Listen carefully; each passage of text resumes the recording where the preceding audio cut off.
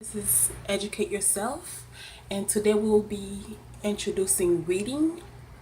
Educate Yourself is to bring valuable information and we simplify the information so we can have a shorter lesson to help those in the community with a busy lifestyle and that value self education or that would like to get be informative in order to help their children with their homework, so on and so forth. So today we will be speaking about reading. So right here it says reading. A critical reader is like a detective coming to a crime scene investigation. They search for the truth to know what actually happened.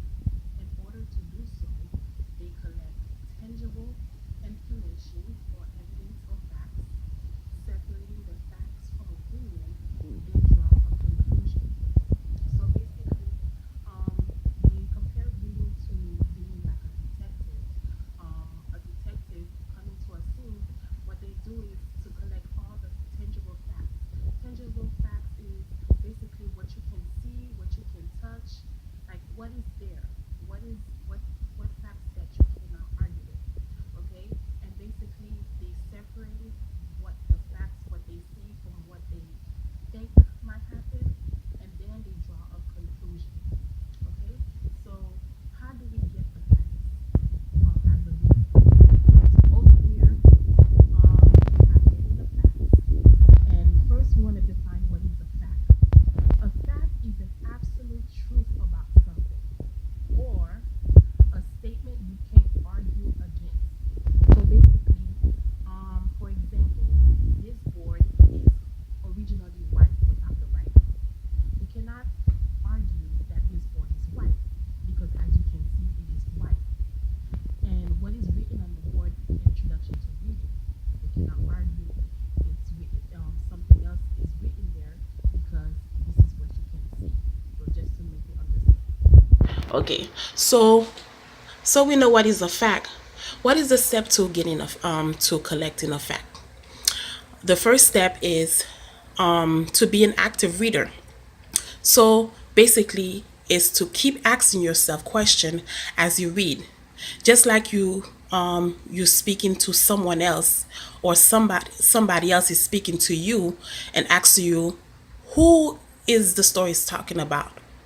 You know what's going on, what's next, what's going to happen next, where did this happen, who doing this. So basically you keep asking yourself question like you speaking to someone else or somebody else is speaking to you, so you can better understand and be active, be engaged in the story, just like you're watching a movie. Okay, so basically my formula to remembering what question to ask yourself while you are reading, I have a formula that's 5 W's over 1 H. And this is the formula most of the school system use, and also the book that I gathered these lessons from is it explained the importance of this those questions. So let me go ahead and break it down for you. So the 5 W's are who, what, where, why, when, and then the 1 H is how. So this always helped me to remember what questions need to be answered as I'm reading a story. Okay, so I have them up there.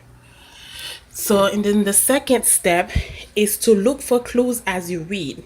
So that means as you begin to read the passage, find out things that you think or you see that is a fact that you will need to answer those 5 W and 1 H. Okay, so you can mark them by circling or underline the important facts. So the key point is to collect important and enough information in your mind with the intention of telling or rewriting the story with just the fact. This is also known as writing a summary. So basically, it's just like collecting all the facts and basically somebody tell you, okay, you just read a story. I want to know what happened in that story. And you tell them exactly what happened without bringing the your opinion or the opinion of the author while you explain the situation or the passage. So basically, I have an example story here. The story is on Friday, Don went to the dentist's office for a checkup. The dentist told Don that he had a cavity. The dentist used a special tool to clean and fill the cavity. The dentist say that Don needed to do three things for preventive care. Oh, I'm sorry. This is wrong. Preventive. Okay. Preventive care. First, he needs to brush his teeth for 2 minutes, at least twice a day. Second, Don needs to floss more often. Last, Don needs to eat less sugary food. So basically, this is the example story that we have here. And we're going to see how we can apply those two steps to reading this passage actively. So as we start, we can automatically underline on Friday. So that's active reading. We find out Dawn, and then dentist office is important. So those are the important clues, like step two instructed to identify in the story. So it was on Friday, Dawn, dentist office. What else we can underline? Checkup. Okay, we can underline that. The dentist told Dawn he had a cavity. Okay, this is another clue. The dentist used a special tool to clean, okay, and fill the cavity. Okay, the dentist say that Don needed to do three things for preventive care. So three things for preventive care. Okay, first he needs to brush his teeth for 2 minutes. This is important. Okay, twice a day. Very important to know this. Okay, second, Don needs to floss more often. Okay, and then last, Don needs to eat sugary food. Okay, perfect example of finding the clues in a story as you read, actively reading. So as you're reading, say on Friday, you underline, underline, underline. You just do that as you're reading the passage so you can collect the important facts. Okay, so now we're going to answer those questions that's on the board so we can have the facts together to create, like it say, enough information and with the intention to tell or rewrite the story with just the fact, not any opinion or any extra stuff. Okay, so the first thing is who. Who is the story talking about? We can look in the passage, look, and here we go. The story is speaking about Don, because it's Don that went to the dentist.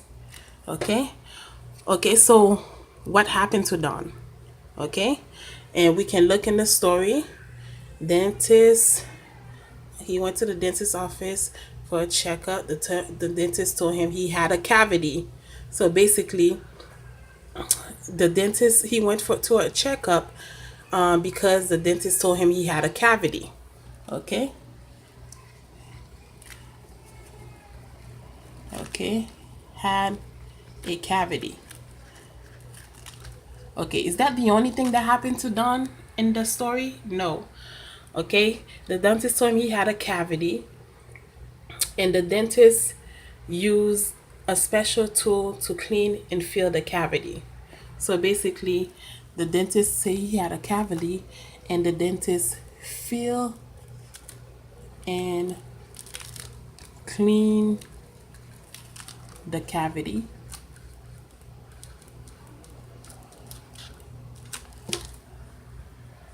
Okay.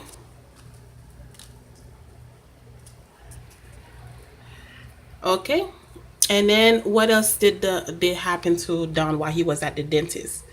He had a cavity. The dentist tell him to, the dentist use a tool to clean and fill the cavity.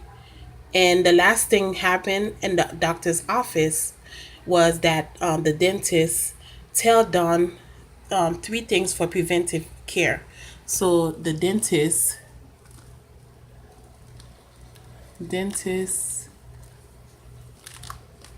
told Don prevent three. Oh, I don't even have to write three. I was just say preventive care instruction. Okay, so from this we could already tell what happened in the story. He had a cavity, he had a cavity, and he filled and cleaned the cavity, and the dentist told Don preventive care instruction.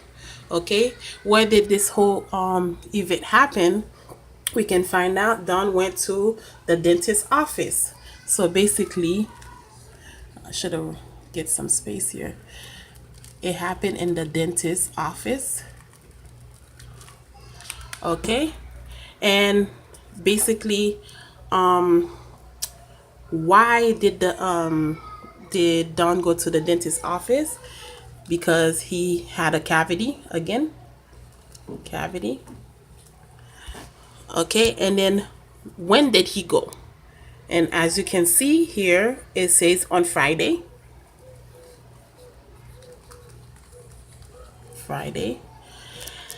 And how did this whole story was resolved?